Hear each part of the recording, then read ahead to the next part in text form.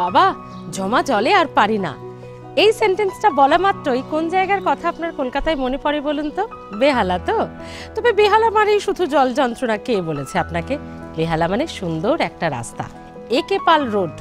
আপনি চেনেন নাকি? আমি আজ চলে এসেছি, আমি স্মৃতি সোনার হেসেল নিয়ে চলে এসেছি আজ বেহালায়, মধুমিতাদির বাড়ি। মধুমিতা সরকার আজকে সোনার হেসেলে আমার সঙ্গে থাকবে। কি রান্না হবে, কি গল্প হবে, সে সব কিছু দেখার জন্য টোটাল এপিসোডটা আপনাকে দেখতে হবে। আপনারা ততক্ষণ সুন্দর এই রাস্তাটা দেখুন, আমি চলে যাই। এই যে ফ্ল্যাটের সামনেই দাঁড়িয়ে রয়েছি, মধুমিতাদি উপরে অপেক্ষা করছে, চলুন।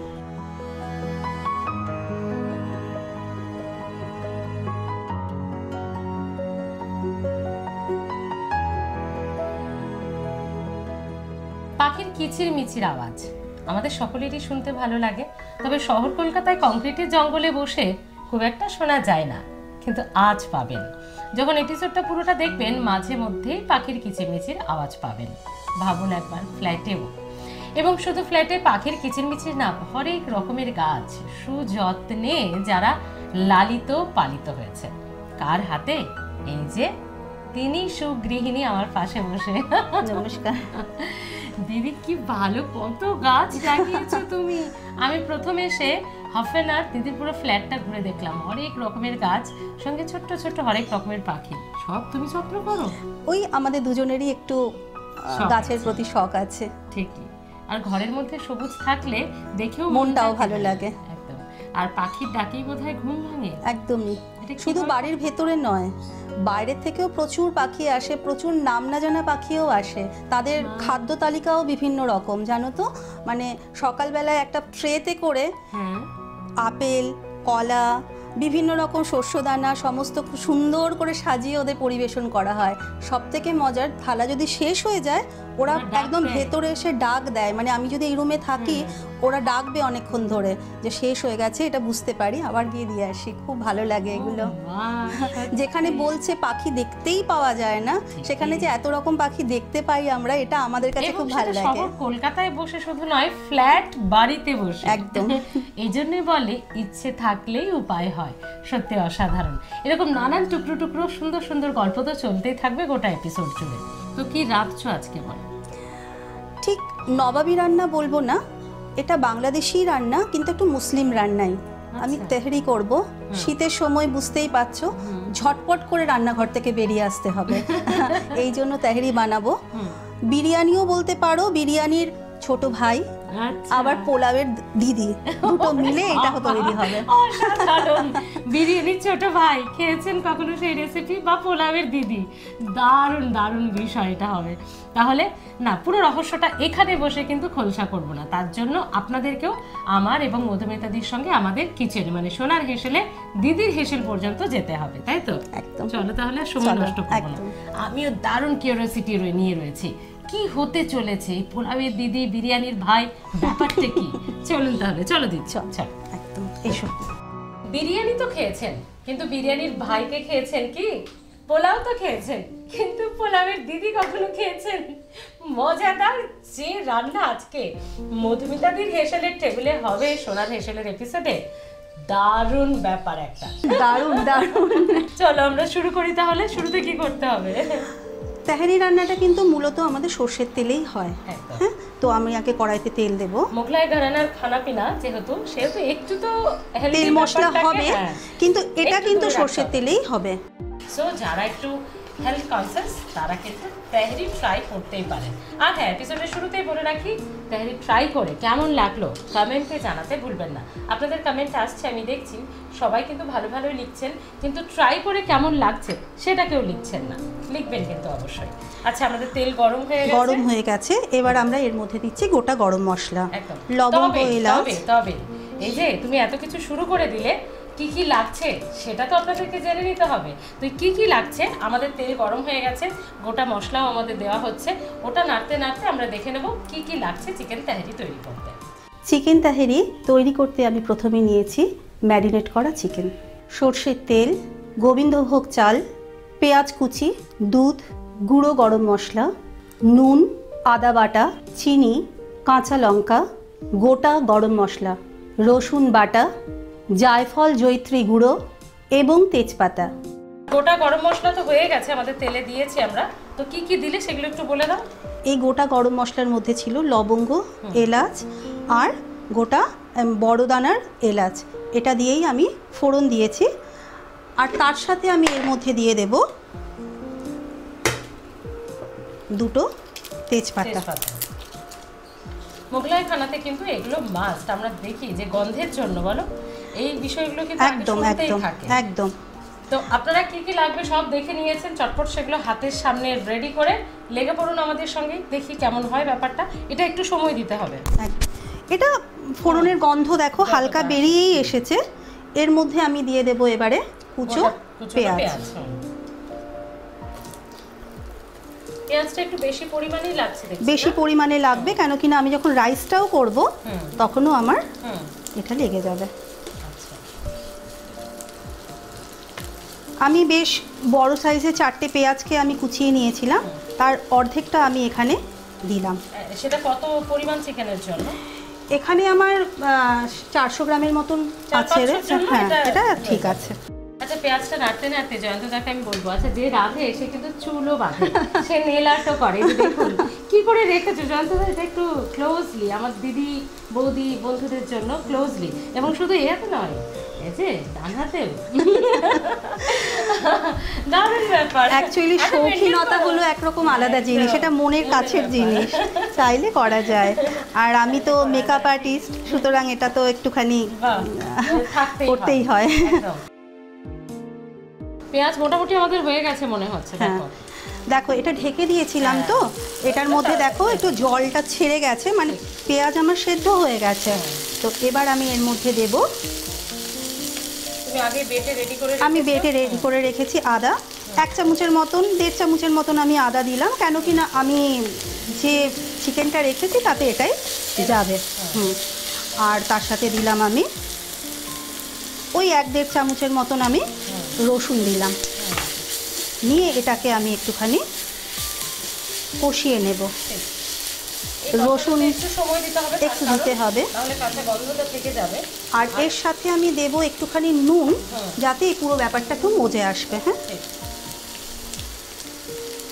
আচ্ছা এবার তোমার প্রফেশন নিয়ে একটু কথা বলি, তার আগে কি তুমি চিকেনটা দিয়ে দেব।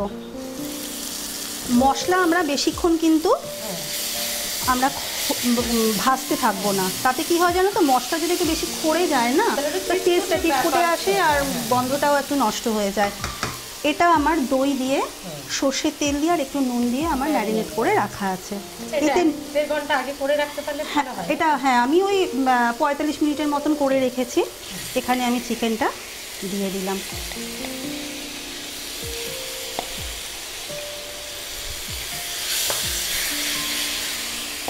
ওই যে বলেছিলাম না বিরিয়ানির ভাই, তো হ্যাঁ এই ভাইটা পড়ে গেল আর কি। এবার দিদি আসছে। হ্যাঁ, আচ্ছা এটা হতে আমরা একটু সময় দিই, এটা হয়ে যাক। আর কিছু এই মুহূর্তে দেব না, এই মুহূর্তে দেব না, এটা থেকে জল বেরোবে। হ্যাঁ, এটা হতে থাকবে, আমরা একটু সময় দিতে হবে হতে। তো একটা ব্রেক নিয়ে নিই, এরই ফাঁকে দেখা হচ্ছে বিরতির পর, সঙ্গে থাকবে। ফিরে এলাম বিরতির পর। সোনার হেসেলে আজকে দারুণ একটা মোগলাই ঘরানার খানা পিনা হবে, তার জন্য পুরো এপিসোডটা তো দেখতেই হবে আপনাদের। কিছুটা আমাদের হয়ে গেছে, একটু ঢাকনাটা খুলি দেখি স্মেলটা কেমন এসছে। আরে বাবা, যা ধোঁয়া উঠলো, করেছো তুমি। নাও, চিকেন দেখো মোটামুটি সেদ্ধ হয়েই এসেছে, জলও বেরিয়ে গেছে, তার মানে আমার কষা কিন্তু হয়েই গেছে। এবার আমি এর মধ্যে যেটা মেশাবো সেটা হলো আমার যে গরম মশলার গুঁড়োটা রয়েছে, সেটা আমি এটার মধ্যে দেব। জায়ফল জয়িত্রীর গুঁড়ো যেটা ছিল সেটা খুব কম পরিমাণে দেব, কেননা বেশি দিলে কিন্তু এটা তেতো হয়ে যাবে। আর দেব একটু চিনি।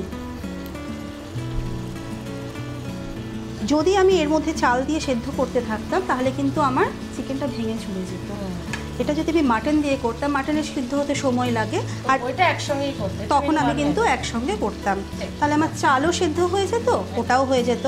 আর তৈরি করতে আর বিরিয়ানির মধ্যে পার্থক্য হচ্ছে এখানে কিন্তু পিসগুলো ছোট ছোট থাকে। রান্না নিয়ে বাই প্রফেশন কি কি কাজ করো?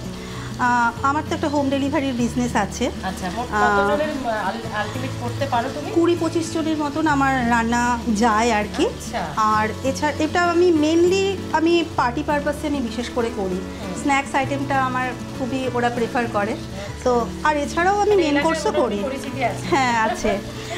অনেকে যেরকম লকডাউন থেকে শুরু করেছে, আমি কিন্তু লকডাউন থেকে শুরু করিনি, তার আগে থেকে শুরু করেছি। দেখো আমার চিকেনটা হয়ে গেছে, আমি এটাকে এবার তুলে রেখে দেব। এটা ছাড়াও কিন্তু আমি হাতের কাজ তো করি, আর মেকআপ আর্টিস্ট আমি। হ্যাঁ, এটাই ভাবছিলাম, এত সুন্দর সেজেগুজে পরিপাটি, এবং দিদির ফ্ল্যাট কিন্তু খুব সুন্দর করে পরিপাটি সাজানো। ঘর সাজাতে আমরা কর্তাগিন্নি দুজনেই ভীষণ ভালোবাসি জানো। আমি চিকেনটা তুলে রাখলাম। এরপর এই দেখো, এটার মধ্যে হালকা আমার এই যে ঝোল মশলাগুলো রেগে আছে, হ্যাঁ, এর মধ্যে আমি আবার একটু তেল দেব। তেলটা আমি দিলাম, এর মধ্যে আমি দেব আবার গোটা মশলা দেব। ওই গরম মশলাটা ছিল যেমন চিকেনের সময় দিয়েছিল এরকমই, সেটাই আমি এখানে দেব। দিলাম, আবার সেই তেজপাতা দেব আমি।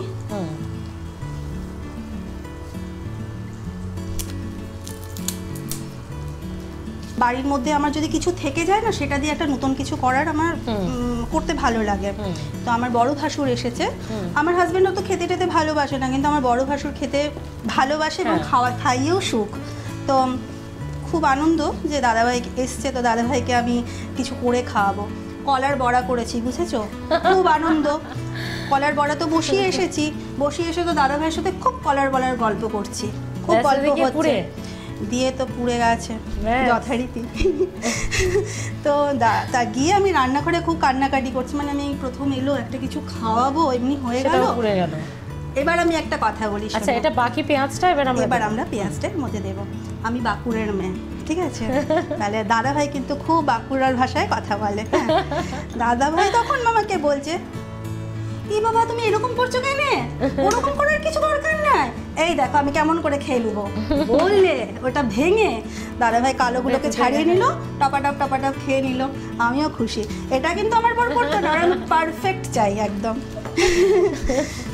না হতে পারে, কি বলতো, যারা রান্না করে এবং যারা এক্সপেরিমেন্ট করে, কোনো কোনো সময় তো একটু একটু হয়েই যায়, তো এগুলোকে তো একটু অ্যাডজাস্ট করে নিতেই হবে। আমার যেই হয়ে আসবে, খুব বেশি ভাজবো না, কিন্তু যেই একটু হালকা কালার পাল্টাবে, আমি আবার সেই আদা,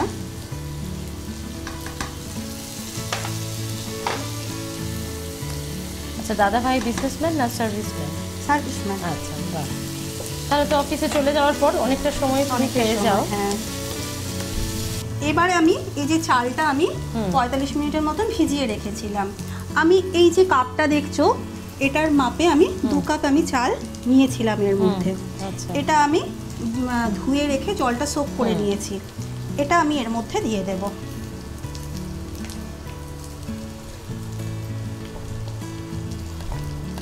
তোমার বাপের বাড়ি কোথায়? আমার বাপের বাড়ি বাঁকুড়া। বাহ, বাঁকুড়ার কোথায়? বাঁকুড়া প্রপার টাউনের ওপরেই আমার বাপের বাড়ি। ইনফ্যাক্ট আমার শ্বশুর বাড়িও ওখানেই। আচ্ছা, তো আমার হাজবেন্ডের কর্মসূত্রে এখানে চলে আসা, তখন এইখানে। কত বছর হলো এখানে এসেছে? আর 1 বছর হয়ে গেলে 25 বছর তো হয়েই যাবে। 25 বছর? বিয়ে হয়েছে কত বছর? এই যে 25 বছর। বিয়ের পরপরই চলে এসেছে।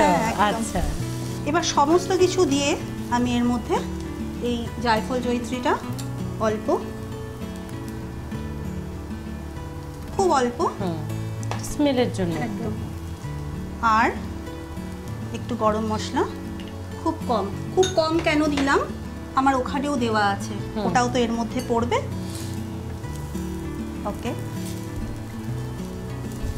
আপনারা তো ক্যামেরার ওপাশ থেকে গন্ধ পাচ্ছেন না, সত্যি মোগলাই ঘরানার খানা যে গন্ধটা হয় না, মানে বিরিয়ানি স্পেশালি আমরা, তো সেই গন্ধটা একটা কিন্তু নাকে আসছে।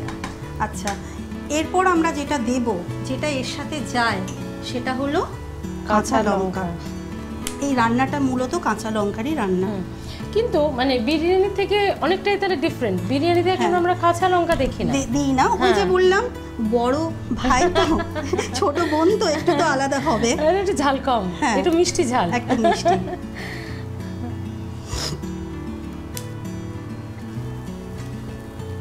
কিন্তু বোন তো তেজটাও খুব কম নয়, লঙ্কা কিন্তু অনেকগুলোই যাবে। এই দেখো আমার চালটা অনেকখানি আমার হয়ে গেছে ভাজা ভাজা। এরপর আমি যেটা দেব, আমি 2 কাপ এটার মধ্যে চাল দিয়েছিলাম, তাই আমি এর মধ্যে কতটা দুধ দেবে? 2 কাপই? 1 কাপ দুধ দিলাম।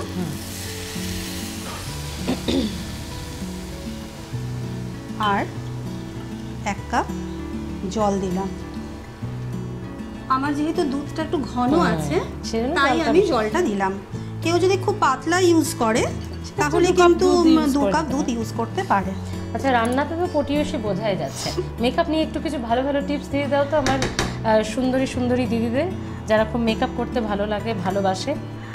মেকআপ করতে যারা ভালোবাসে, যেমন ধরো হয়তো সকালবেলায় অনেকে স্পাটা করো, তো স্পা করা সম্ভব হচ্ছে না এই মুহূর্তে, তো একটা শ্যাম্পু নাও, অ্যালোভেরা তো এখন বাড়িতে বাড়িতে থাকে, একটু অ্যালোভেরা নাও, একটুখানি অলিভ অয়েল নাও, পুরোটাকে ভালো করে মিক্সড করে নাও। মিক্সড করে নিয়ে ওটাকে চুলের মধ্যে ভালো করে লাগিয়ে, আর ওটা অলিভ অয়েল বললাম, শ্যাম্পু বললাম, আর তোমার ওই যে অ্যালোভেরা জেলটা সেটাকে বের করে নাও, আর একটা ভিটামিন ই যে ক্যাপসুলগুলো থাকে সেটা একটা ওটার মধ্যে দিয়ে নাও। ভালো করে ওটা ফেটিয়ে নিয়ে মাথার চুলের মধ্যে লাগিয়ে তুমি টুকটাক কাজ করতে থাকো। হ্যাঁ, করতে থাকো। এবারে তুমি 1/2 ঘন্টা ওটা রেখে তুমি শ্যাম্পু করে নাও, তুমি দেখবে চুলটা কত ফ্রিজি হেয়ার তাদের একদম হয়ে যাবে। আচ্ছা, এটা একটু ঢেকে রাখতে হবে? এটা হয়ে গেছে। আচ্ছা, আমরা একটু সময় দেব এটাকে আমরা একটুখানি ঢেকে রাখবো। আমরা 10-15 মিনিটের মতো টাইম দিয়ে ফেলেছি। এরপর দেখো কি হয়েছে ভেতরে। এটা আধা সিদ্ধ হয়ে এসেছে, হ্যাঁ, জলটা অনেকটা মরে এসেছে। ঠিক এই মুহূর্তে আমি এই চিকেনগুলো এর মধ্যে, যেটা আমাদের আগে রেডি করা ছিল, এর মধ্যে আমি মিশিয়ে দেব। এর একটা কারণ আছে, এতে চিকেনটা গোটাই থাকবে, ভেঙে চুড়ে যাবে না, আর এই যে মশলার গন্ধটা এটাও চালের সাথে ভালো করে মিশে যাবে। বাহ, মানে বিরিয়ানির ছোট ভাই মোটামুটি রেডির পথে।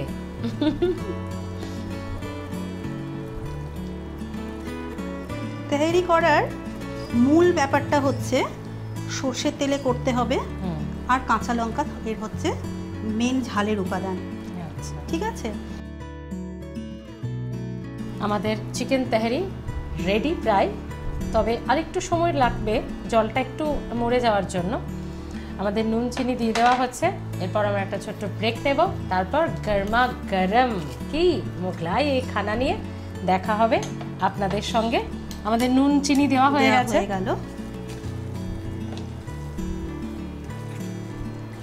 এবার আমরা শুধু এটাকে একটু ঢেকে দেব।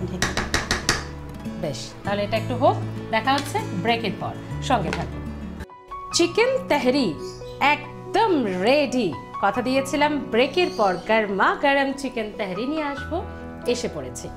তবে এত সুন্দর করে তুমি ব্যাপারটা সাজিয়েছো, এটা কি ভেঙে খেতে ইচ্ছে করে কারণ? সত্যি কি মিষ্টি করে সাজিয়েছে। আচ্ছা, এই ব্যাপারটা একটু হাতে তুলে দেখায়, ঘেটে যাবে না তো? দেখুন, এটা কিন্তু এমনি শসা নয়, সুন্দর করে রোল করে কাটা শসা, মানে শসার রোল হয়ে গেছে এখানে। আর ঠিক একইভাবে গাজরেও ব্যাপারটা সেরকমই আছে, মানে সব কিছুতে একটা আর্টিস্টিক ব্যাপার দিদি, তাই তো?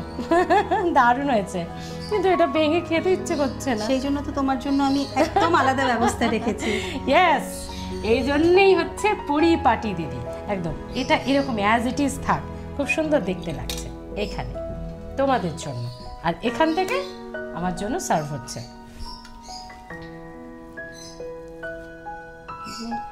লাস্ট নাম্বারিংটা তোমাকেই করতে হবে, সুতরাং দেখো এটা খেয়ে কেমন লাগে। এরপর আমার সেই বিখ্যাত মোমেন্ট চলে এসছে। এই মোমেন্টে আমি নিজেকে যে কি কি মনে করি। না, তুমি এত সুন্দর করে যত্ন করে রান্না করেছো। ভীষণ গরম, এই গরম গরম খেয়ে খেয়ে আমার জিভ পুড়ে গেছে, আমি আসল স্বাদ খেতেই ভুলে গেছি।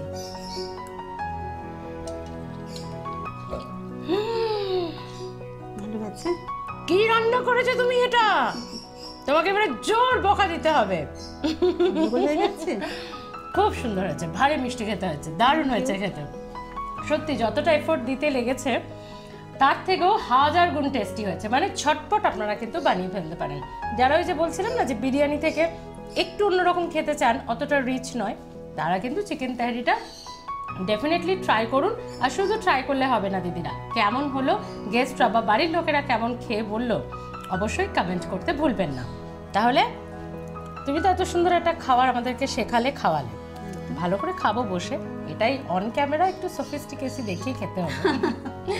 চলো তোমাকে এবার তোমার জন্য অনেক কিছু সারপ্রাইজ রয়েছে আমাদের তরফ থেকে, চলো।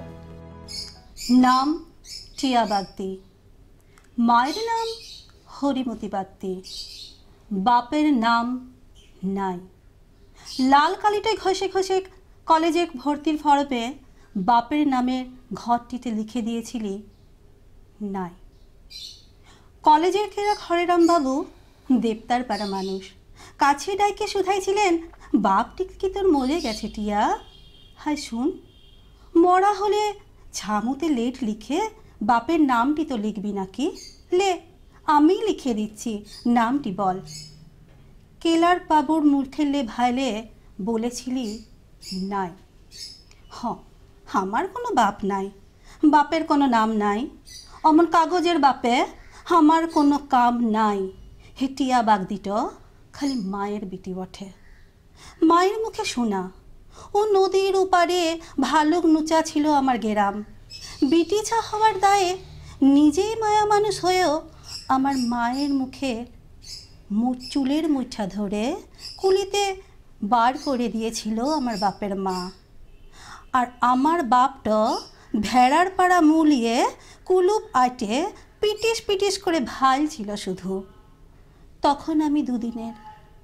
বাপটা নাকি বলেছিল, হাই হরিমতি শুন, বিটিটাকে দে, আজ ঝুঁচকা ভরে ও নদীর গাভায় কুটুস ঝরে ফেলাই দিয়ে আসি, কেউ কিছু নাই জানবে। ভোরের আগে শিয়াল কুকুরে নুচিয়ে নেবে ঠিক। আমার মা তখন ওই উত্তরটুকু নামিটিকে বুকে আকড় করে ধরে বলেছিল, না দুবো নাই, দুবো নাই। সত্যি কঠিন বাস্তব, যে সন্তানদের ক্ষেত্রে এই বাস্তবটা থাকে তারা তাদের বেড়ে ওঠার আগে, জগৎটাকে বোঝার আগেই বাড়ির মধ্যে একটা অসম লড়াইয়ের মধ্য দিয়ে নিজেকে প্রস্তুত করে। সত্যি খুব কষ্টের, এবং কন্যা সন্তানদের কাছে এটা তো সত্যিই খুব কষ্টের। যাই হোক, এইভাবে প্রত্যেকটা জীবনের ধাপ তো কাটিয়ে আমাদেরকে এগিয়ে যেতে হয়, কারণ আমরা মেয়ে, আমরা নারী। চলো দিদি, আমরা নারী, আমরা সব পারি, তাই তো? আর দিদি যে শুধু রূপবতী না, গুণবতীও শুরুর থেকে শেষ, তারই কিন্তু প্রমাণ রেখে গেলেন। তো দিদি, আর প্লাস গোল্ড এবং সোনার হেসেল পরিবারের তরফ থেকে তোমার জন্য, এটা মধুমিতাদির জন্য একদম স্পেশালি। কেমন লেগেছে বলো তোমার? খুব ভালো লেগেছে, স্মৃতি হয়ে থাকবে। খুব ভালো লাগলো তোমাদের সাথে এতক্ষণ কাটিয়ে। তোমার জন্য, তুমি রান্নাতে এক্সপার্ট, প্রচুর এক্সপেরিমেন্ট করো, নানান ধরনের মশলা তোমার জন্য থাকছে আর প্লাস গোল্ড এবং সোনার হেসেল পরিবারের তরফ থেকে, তুমি যেগুলো তোমার এক্সপেরিমেন্টে কাজে লাগাতে পারবে। এছাড়াও আরো অনেক কিছু আছে, ওটা একটু হেল্প করো আমাকে তুলতে।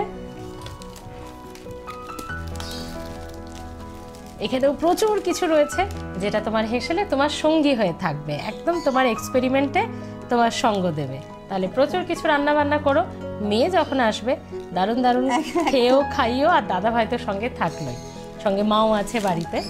তো এত কিছু তোমার জন্য আর প্লাস গোল্ড এবং সোনার হেসেল পরিবারের তরফ থেকে। এবার তোমার এক্সপিরিয়েন্সটা একটু বলো, কেমন লাগলো তোমার? বেশ অনেকটা সময় তোমাদের সাথে কাটালাম, ঠিক। খুব ভালো লাগলো। প্রথমে তো একটু ভয় লাগছিল কি করে উঠতে পারবো, কিন্তু তোমরা এত ইজি করে দিলে যে আমার ভয়টা কখন মিলিয়ে গেল। একদম, এটাই আমাদের স্পেশালিটি। আমরা স্টুডিওতে ডেকে আপনাদেরকে এই সমস্ত কুকিং যে রেসিপি সেগুলো নয়, কোথায় পৌঁছে যাব? হ্যাঁ দিদি ভাই, আপনার হেসেলে আপনার বাড়িতে পৌঁছে যাব, আপনি আপনার মতো রান্না করবেন, আমরা গল্প করব, আর সঙ্গে কখন সোনার হেসেলের এপিসোড কমপ্লিট হয়ে যাবে আপনি বুঝতেই পারবেন না, যেটা মধুমিতাদি বলল। তাহলে আর দেরি কিসে, আমাদের ফোন নাম্বার আর ঠিকানা জেনে নিন। অংশগ্রহণের জন্য আজই আমাদের ফোন করুন 9836323248। আমাদের ঠিকানা সোনার হেসেল আর প্লাস গোল্ড, 27 নম্বর Mirza Ghalib street, 3rd floor, Kolkata 16। তাহলে আজ এ পর্যন্তই দিদি, খুব ভালো থেকো, এরকমই থেকো। তুমিও ভালো থেকো, খুব ভালো লাগলো। আপনারাও ভালো থাকুন আর অবশ্যই দেখতে থাকুন আর প্লাস গোল্ড। নজর থাকুক সোনার হেসেলে।